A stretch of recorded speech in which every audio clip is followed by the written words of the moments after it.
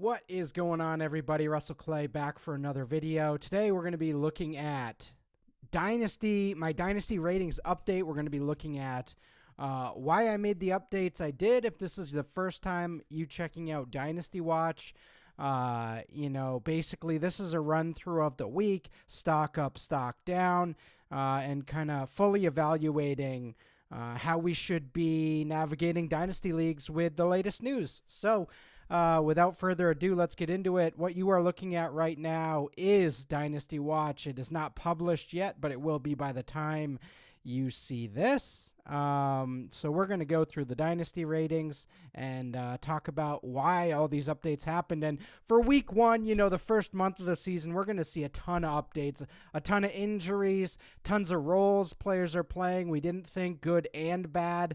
So I'm just going to roll through all these and give you a quick update, and we'll get out of here. So as mentioned, this is the Dynasty rating system here, 1 through 100, 1 being lowest, 100 being highest. And with the update, you will see whether if it's going up, green, gained points from the last update, red, lost points from the last update, and blue, added players that were not in the Dynasty ratings previously. And again, it's numbered, so if you want to look at it like Dynasty rankings, then that's totally fine with me. I just find the point system to be a little more efficient in breaking up tiers and really giving a better evaluation of how I feel about these players. So, all right, getting into it. I've had enough at quarterback. Josh Allen, Justin Herbert, moved them both up to hundreds. With Patrick Mahomes, who is also 100, as you can see here. These guys are incredibly young, proven, have everything. Great coaching, excellent weapons, and are in the absolute apex of their careers. These guys are going to lead the NFL for the next decade plus, and they're already scoring like elite fantasy quarterbacks. They are the elite fantasy quarterbacks. And when you consider age, market value, et cetera, it's a three-way tie for me. I have no real preference. I would go with Mahomes if I had to pick, but I think with what we saw in week one and what we saw last year, I've seen enough. These guys are as valuable as any dynasty quarterbacks I've seen in the last couple decades. I mean, you got to go back to Peyton Manning in 2004 when he's throwing for 49 touchdowns in his 20s to find guys who were this valuable. Rodgers didn't start playing for the Packers until he was in his mid to late 20s.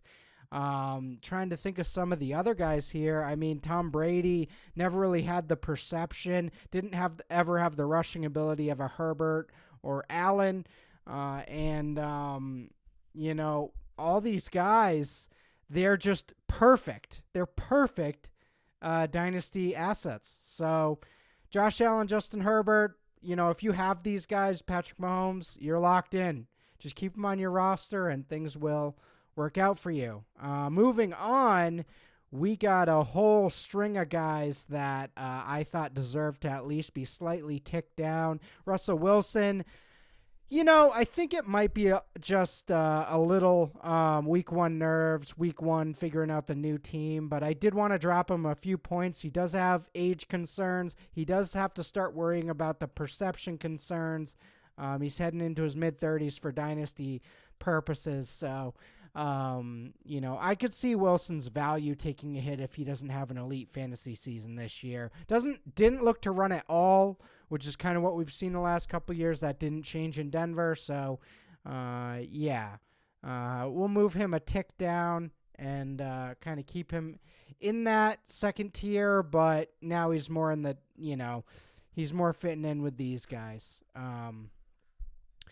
Dak Prescott, purely because of the injury, that's, -3 is based on costing you points this year. Overall, long-term, I'm not too worried about Dak. He does have some injury concerns, so again, that's why I'm dropping him this year and beyond. But overall, if you have Dak, you're not really sweating long-term yet. A guy who, I'm not worried about yet, but again, I think maybe a few beads of sweat you can start to let happen here is Trey Lance. Looked really, really bad in week 1.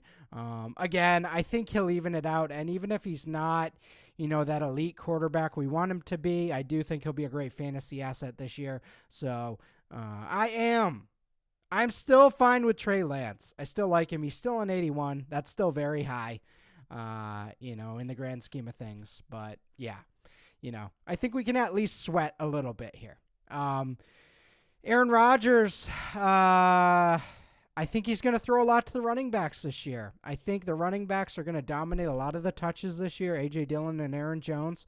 And I think this is going to be a year where they kind of dominate the touchdowns as well. So I do think the Packers are going to turn it around. But, when you look at Aaron Rodgers, he's old. This could be his last year. Could have 2 more years left.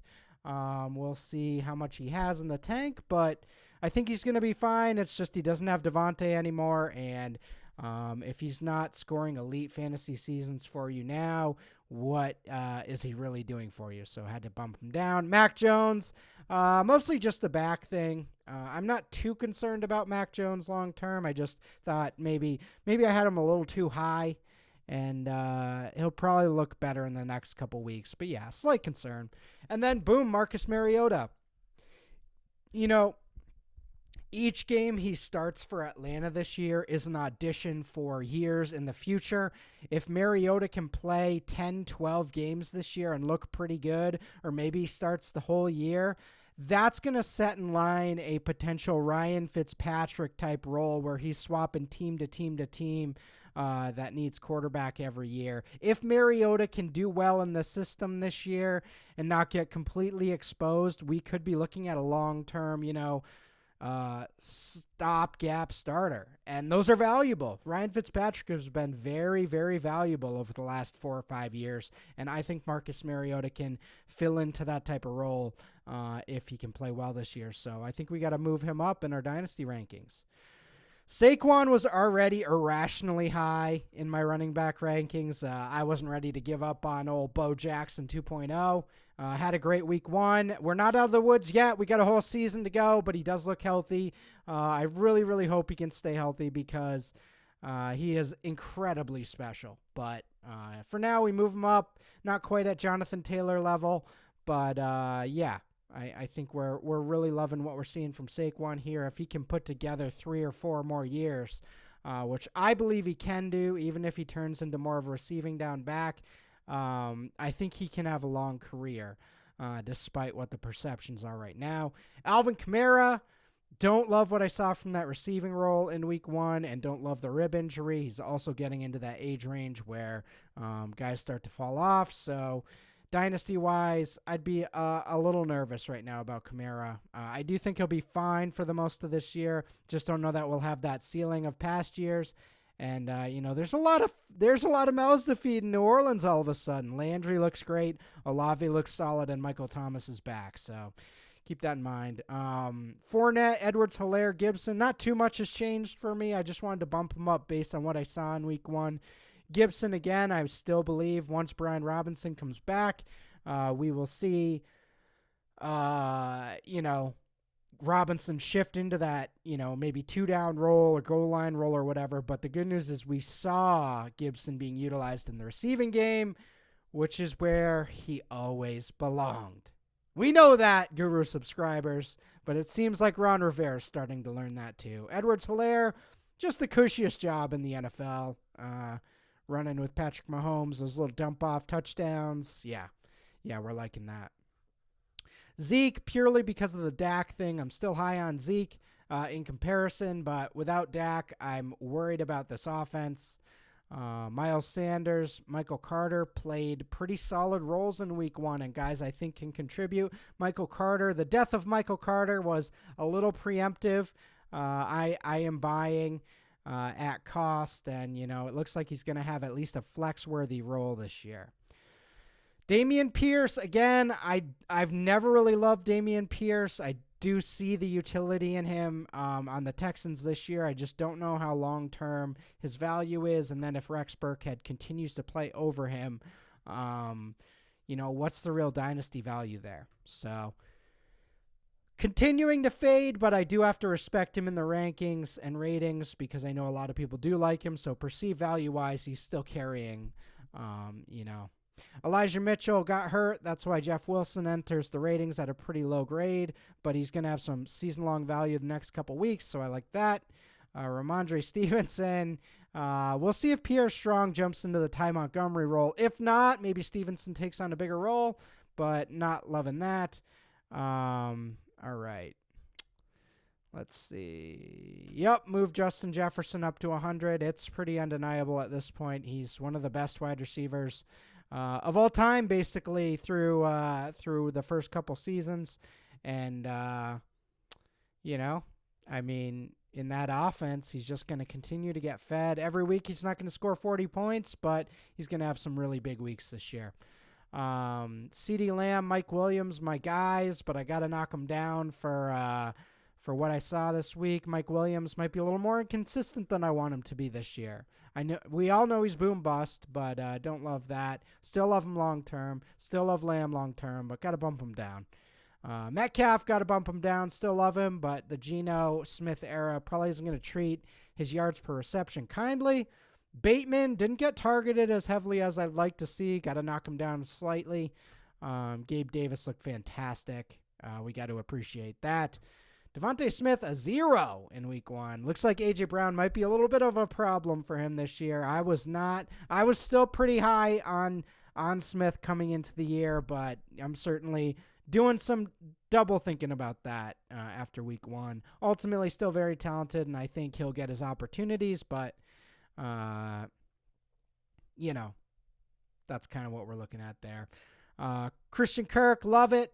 Thought he looked fantastic, made a beautiful catch off play action, and I expect to see a lot more of that this year. Kadarius Toney, 7 snaps. Allen Robinson, Matthew Stafford didn't look his way at all. If you watched that game, it was very bizarre, and poor A-Rob, I can almost guarantee he's going to get more looks the rest of the year, but not a good sign. Not a good week 1 sign. Kyle Phillips, like what I saw week 1. Duvernay, 2 touchdowns. Not chasing the 2 touchdowns, but I do think he'll be a starter for them all year. Jarvis Landry looked great. Curtis Samuel looked great. Donovan Peoples-Jones also looked great. These guys are all probably going to play bigger roles than we expected, so that's why I bump them up. We don't need them to be league winners. We just need these guys as end of roster guys, especially in Dynasty. Maybe we can throw them in the flex every once in a while. Let's see. Whoops, that was supposed to be down 1 for Keenan Allen. We'll fix that. Josh Palmer up 3, like that. Chase Claypool up 2. Love those end arounds. Pretty special stuff. Tyler Lockett, again, the Geno Smith thing. We're not loving that. Terrace Marshall, no snaps. Laviska Shenault, not active.